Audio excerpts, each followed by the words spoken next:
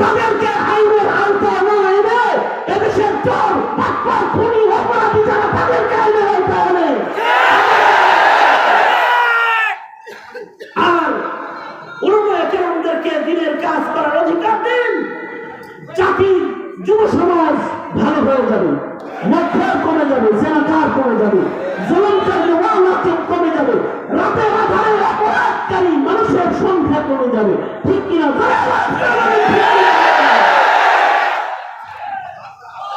সুতরাং আমরা উলামায়ে কেরামের শান্তিপূর্ণ অধিকারপূর্ণ দ্বীনি খেদমতে কোন প্রকারের বাধা হোক এটা কামনা করি না।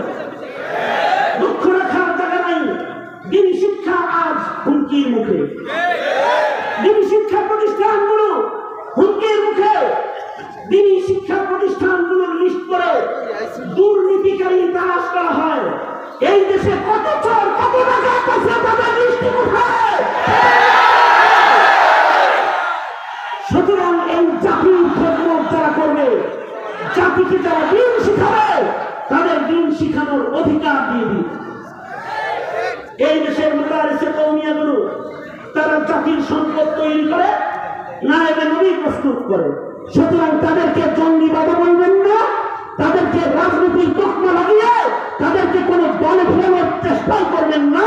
কারণ এরা গণতন্ত্রের কোনো দল তারা করে না, তারা তন্ত্রে মন্ত্রে বিশ্বাসী না, তারা এক আল্লাহর কাফিলা, তারা হিজবুল্লাহ।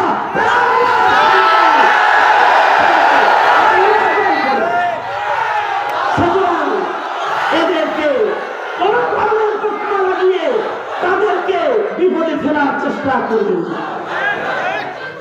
আর আপনাদেরকে বলবো, জাতির সংকটে জাতির সংকটে খালি মাথা হাজির করলে, দেহ হাজির করলে হয় না, তৈয়ার দিল হাজির করতে হয়। যে তৈয়ার দিলের দোয়া কবুল হয়, সেই দিল বানাইতে হয়। মনে করবে না যে তকবীরের ধ্বনি আর মিছিল দিয়ে তোমরা বিজয় অর্জন করবে। যতক্ষণ না পর্যন্ত তৈরি দিল তোমাদের প্রস্তুত না হবে, ততদিন পর্যন্ত বিজয়ের সুগ্রাণ পাবা না। বিজয় তুমুলের কথা গ্রামটা পাইতা না। আর যদি তোমরা প্রস্তুত হয়ে যাও, তোমরা যদি প্রস্তুত হয়ে যাও, দিল যদি বানায় ফেলো খুদালিকুর দিল, তাহলে তোমরা অল্প হবে কিন্তু বিজয় তোমাদেরই হবে। ওয়াদা কাও, চিৎকার করে আওয়াজ করে বলো ওয়াদা কাও। এখানে দিল প্রস্তুত করেছে।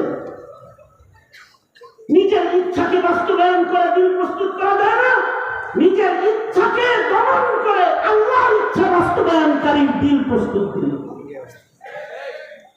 সঙ্গত কারণে ছোট থেকে ছোট গুনাহ করার আদত কাম্য নয়। ছোট থেকে ছোট গুনাহ করার আদত কাম্য নয়।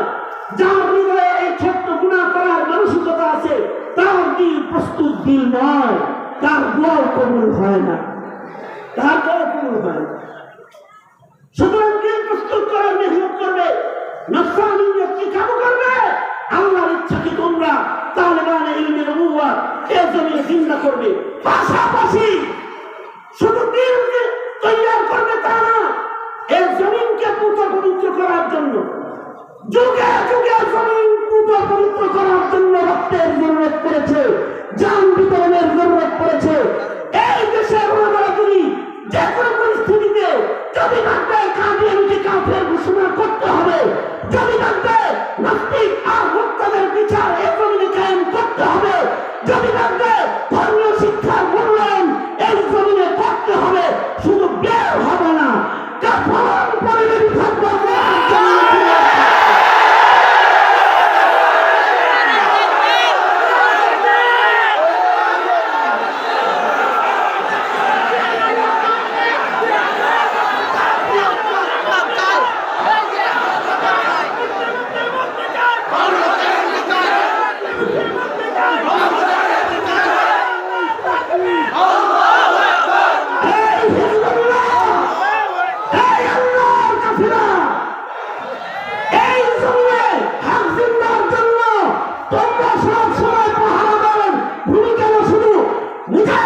ভূমিকা পালন করতে সবাই প্রস্তুত থাকবো তো হাত তুলে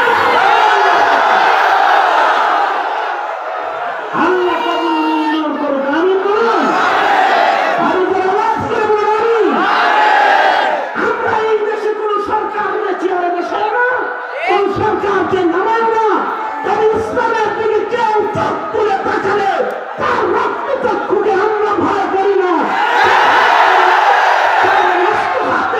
দুষ্ট কার্যক্রমকেও আমরা পাত্তা দেই না, দিচ্ছি না।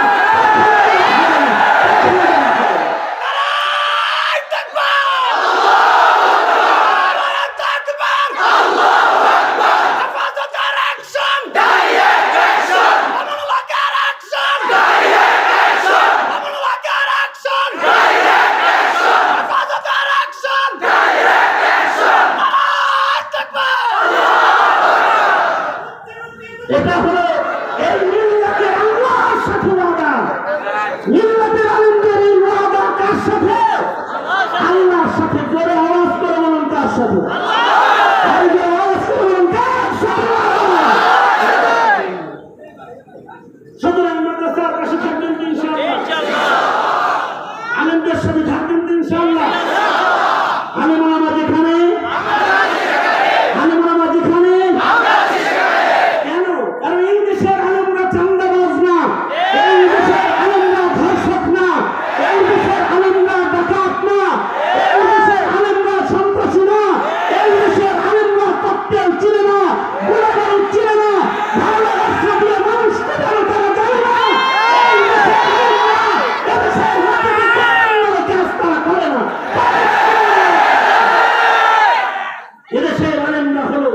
ইমামে আজম আবু হানিফার মতো সারা রাত চায় নামাজের মুসল্লায় কাটায়, সারা রাত আল্লাহর কোরআনের তেলাওয়াতে কাটায়।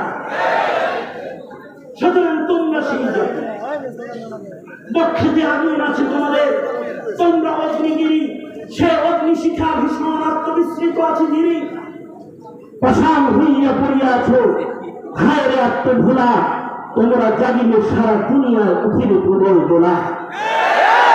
माहौल की हो ताजा हवा, तुझको गवारा, दरकार है तहजीब को फिर तेरा सहारा। कर के बार नई रंग से दुनिया का नजारा, चमके फिर बार तेरी वक्त का तारा। आए बन्ना की मुसलमान, आए मर्द मुसलमान,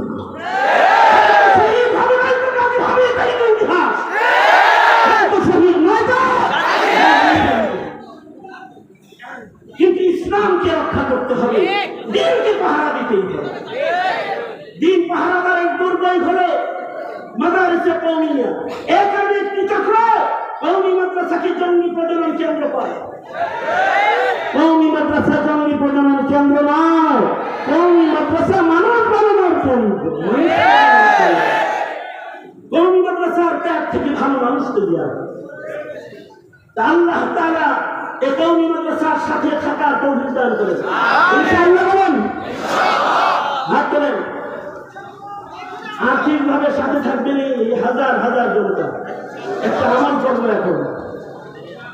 আল্লামা আব্দুল হক দামাত বারাকাতুহু, তিনি এই দেশের নয় শুধু উপমহাদেশের একজন মুরব্বী। শৈশব থেকে তিনি হাজরত হুজুর রহমাতুল্লাহ আলাইহির নেক নজরে গড়ে উঠেছেন। এমন একজন ওলিয়ে কামেলের পরিচালনায় এই দাওরায়ে হাদিস মাদ্রাসার ভবনের কাজ সম্পূর্ণ করে আজ প্রায় 1.5 কোটি টাকা প্রায় ঋণী রয়েছে। প্রায় 25-30 লক্ষ টাকা ঋণ, 25 লক্ষ টাকার ঋণ রয়েছে। আমি তো মনে করি এই আজকে উপস্থিত এই হাউসটা যদি খালি একটু হারকত করে তো এই বড় হুজুর দামাত বারাকাতুহুর এই বুঝাটা আজকে সকলে মিলে নামায় দেওয়া সম্ভব। সুতরাং চান্দা তো করা সম্ভব নয়, একটা মন্দা দানও যদি করেন তাতেও আমাদের এই প্রতিষ্ঠানের ঋণ